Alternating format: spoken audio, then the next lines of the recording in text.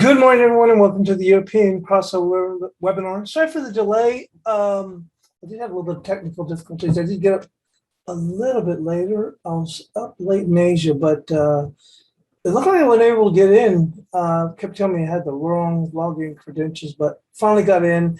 And welcome to the big NFP Day grant, as they call it, the Grand Daily Report of them all. We saw that run up we were talking about in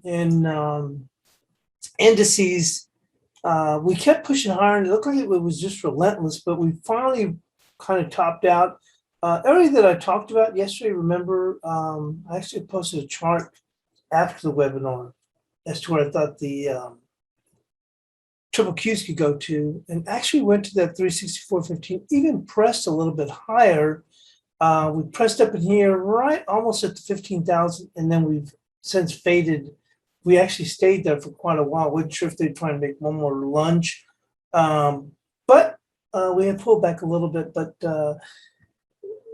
hard to tell how this market is going to react to the non-farm payroll report. We did get that agreement to go in and push out the debt or agree on the debt limit, and they're pushing it out to about the early part of December. So that also alleviated a little bit of pressure, and we've been drifting a little bit lower. And if we take a look at where we are with triple Qs,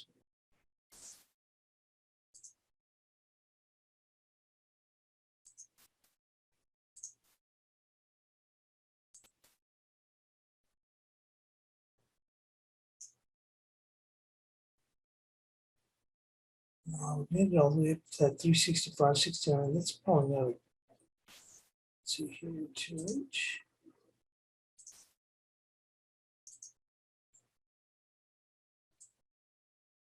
There we go. Not sure if that daily is correct there, but we made it up there. We've since pulled back a little bit,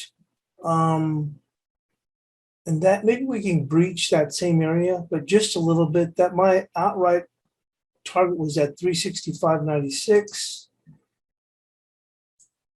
Completely target, I guess I should say. That's what I was looking for. I thought we'd make it up at just in here, but we kept pushing. I was like, wow, it looks like we're going to maybe make it here, which is where I was thinking. And maybe we'll see that. And then this is where we'll make it. We'll see what happens once we get into it. Let's go and take a look at where we are. And let's get the news out too.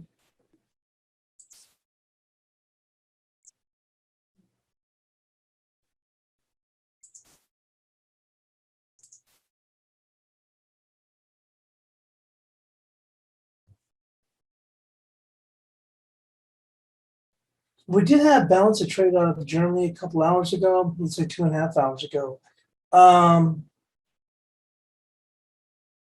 Came in at 10.7 billion. And as we move into the States, we're going to have Canadian unemployment at the same time. So that'll be a little bit of a double whopper for those who trade the Canadian dollar.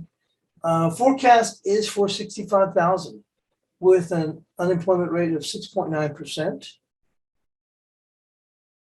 And then, of course, non-farm payrolls here in the States. We're looking for forecasts of 500,000, unemployment rate of 5.1%. And then at 10 a.m. Eastern, we do get wholesale inventories. But obviously, that's going to be the big mover. Non-farm payrolls, 500,000.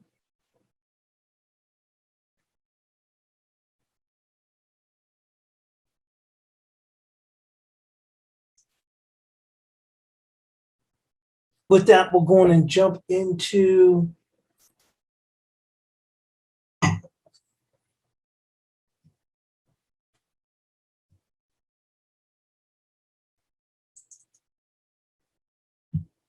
the buys chart.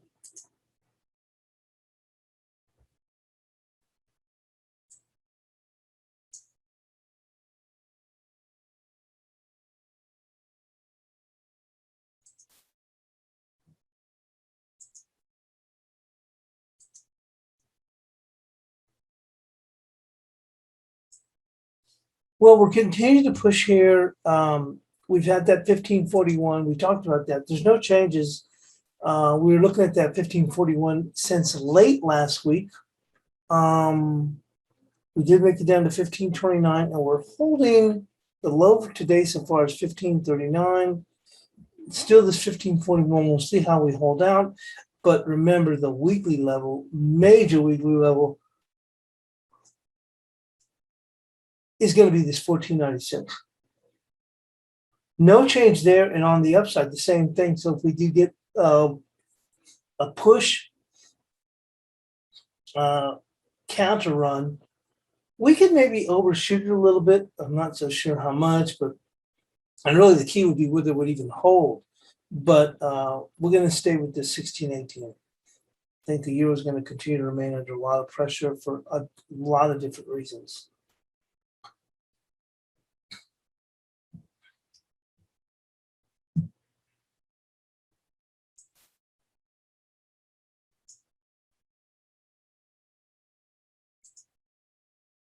And with that, we'll go move into the cable.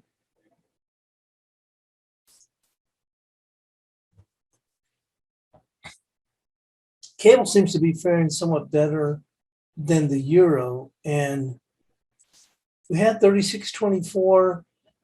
We're kind of just hanging around this area, but resistance, let's go here on the upside for 36.65.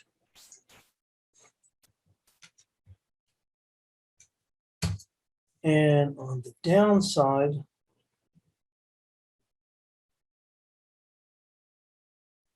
same thing here, that 35, 35.17.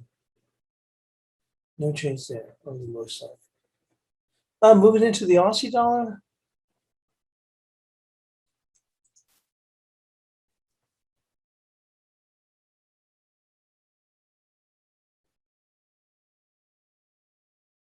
Wow, it really started to come off a bit here, or dripping lower here in the NASDAQ for that.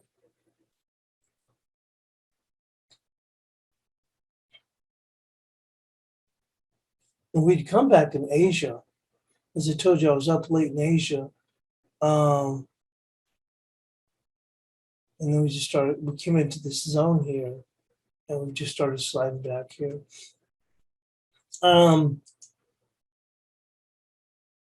Getting back to the Aussie. 72.06 seems a bit of a stretch at this point.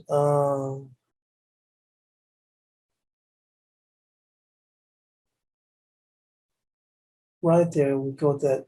Actually, that wick low, 72.27.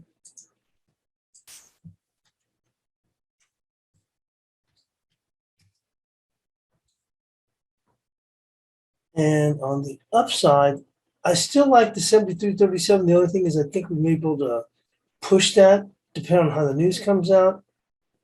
And we might be able to goose some stops. Let's just go with the underbelly there. 73.46.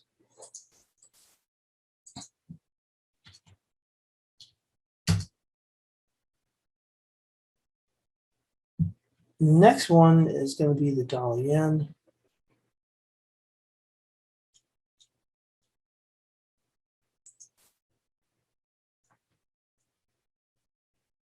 Well, rates are the one that's really going to keep pushing this sucker up.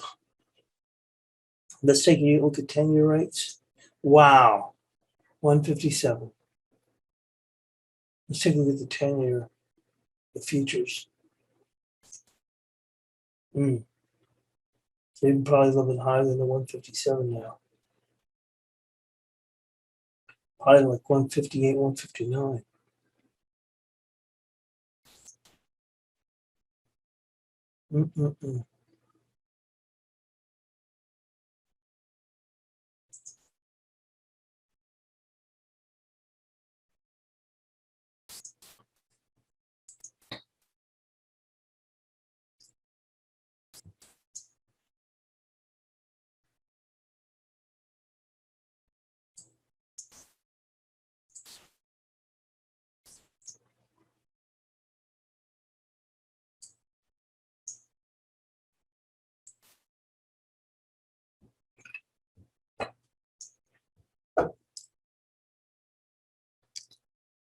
1222.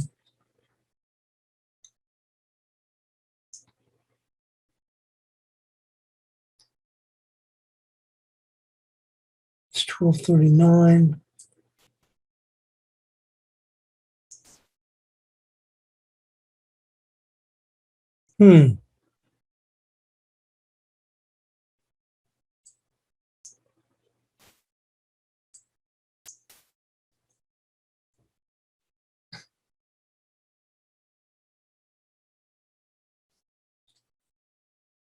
We'll just go with that underbelly close of 1261.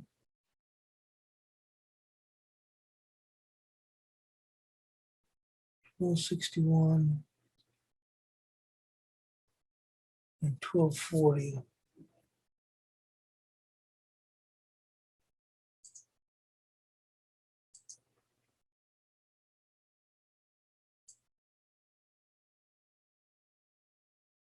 Let's go with the 12.39.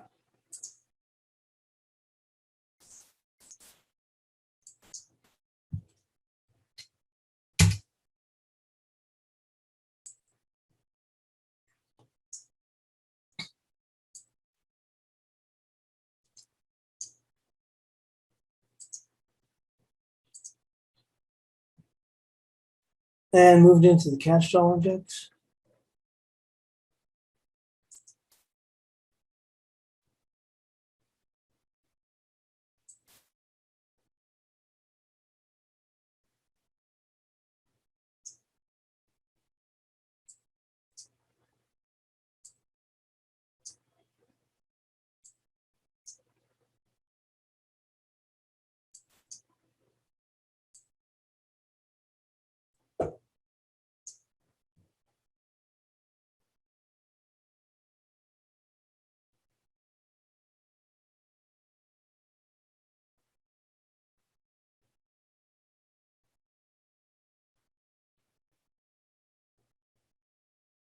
Let's go with 94.58.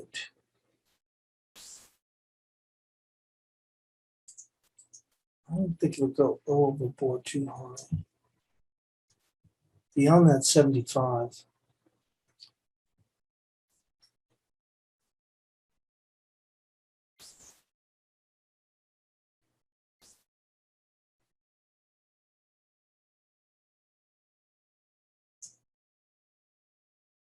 And moving on to Bitcoin. Finally saw this thing back off a little bit, but not much. Look at that. Now we had 57,743.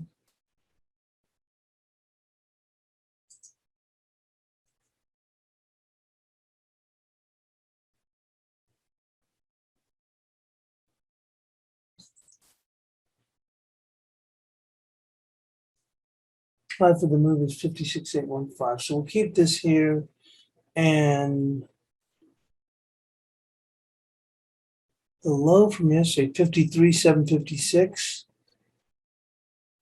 And we'll keep that for support. Then I'll keep it, but that'll be support 53,756.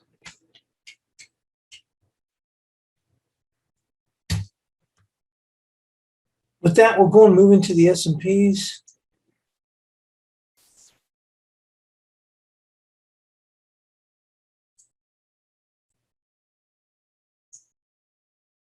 We had 43.58.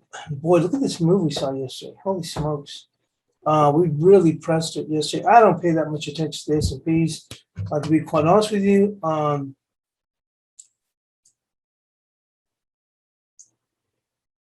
Because they kind of, the NASDAQ, I mean, although they're similar, I mean, if they're both going up, but there's times when the S&P is leading the NASDAQ, and other times when the NASDAQ is leading the S&Ps. And the way these moves have been over the last few weeks, I just try and stay within my own lane. Try not to get, trying to get the right word, but especially if one's leading the other one, might think, okay, well, look how well the S&P is doing. It's probably going to push it even further. And then, of course, the NASDAQ's impacted by rates a lot. That might be why it's explaining the constant drip since the Asian session. Although in the Asian session, like I told you, I was up late, it was still holding up pretty well. I was surprised to see this bounce up in here, at the time right in here. Look how we came right back. And of course, as I said, we started to thin fade back, but push back up in here. But anyway, they don't move necessarily in tandem. I don't want to be once again, can't think of the right word, but being swayed by that. So I prefer just to don't even look at it. So on the upside, we made that run up here to almost 44.20. Resistance now, of course, we're being impacted by rates, so I have to keep that in mind. Is going to be 44.05.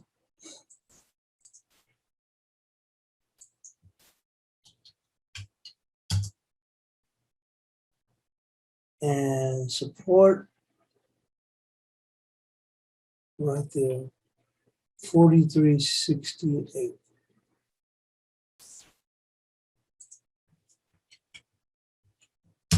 Let's go move into the NASDAQ.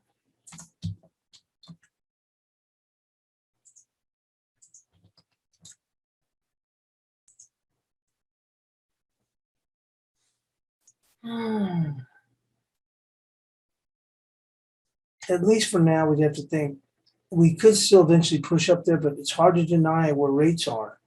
As I told you, look at so this headline come across right now. U.S. 2-year yields are at the highest level since March of 2020, ahead of the September payrolls report. Rates have climbed over the past few days on the heels of a stronger than expected labor market. So this might be one where hinting at a robust jobs number. This is one where it'll be a twofold. We get a great number, we run up, but at the same time rates are running up, and then they quickly give it all back. I could see it a little somewhat volatile, quickly volatile day. So we're going to go with 14,950, and on the downside, support's going to come in at 14, at least initially. Let's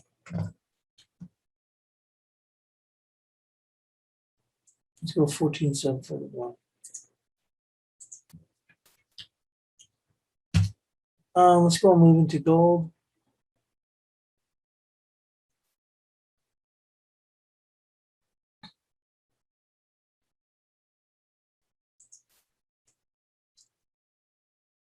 We're just kind of floundering in here. Now, I'm surprised rates haven't weighed more on gold, although gold has already gotten whacked anyway. So it's just coming off being whacked. Remember that 720 was so key from back here. We went all the way up in here, and we're going to 2,000, blah, blah, blah. Kept telling y'all it was fool's gold. We come all the way back down, then we drop back down, then kind of holding this area, then we drop back down again. Now to 737, and then that 720, whether we'd get there or not, it did. So we saw a decent little bounce off of that. I think people made, once again, too much of that. So I'm going to go with 1770, which is where we're at there. And then on a break, 1737.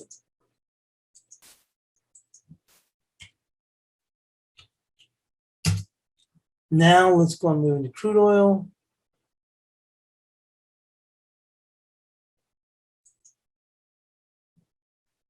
Oh, look at this rebound in crude oil. Holy smokes.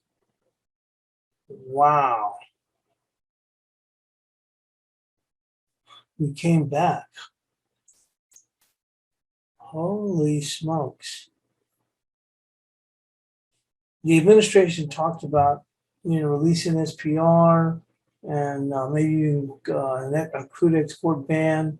And that really shook out the longs big time. And we really fell. And now we've turned around. And then they walked it back yesterday. But the damage had already been done. But I'll be doggone if they came back. And now they're pressing even higher again.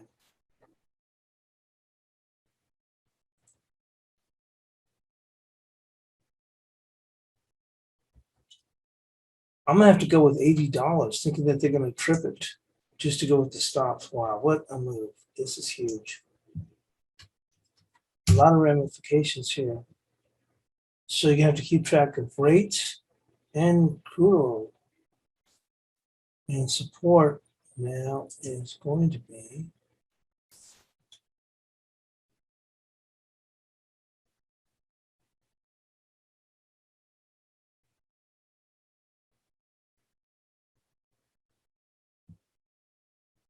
$78.45. Wow, that's a big move. That really is for them to come back like that. Well, there we are. There's the bias chart. We'll get that posted, and I'll see you in the room as we get prepared for NFP. So I'll post up some additional charts, although I think we already know what's happened in NASDAQ is this drip lower with the continuous run up in rates, and that is going to be key. But we'll see you in the chat room, and thanks for joining us here on the European Crossover webinar.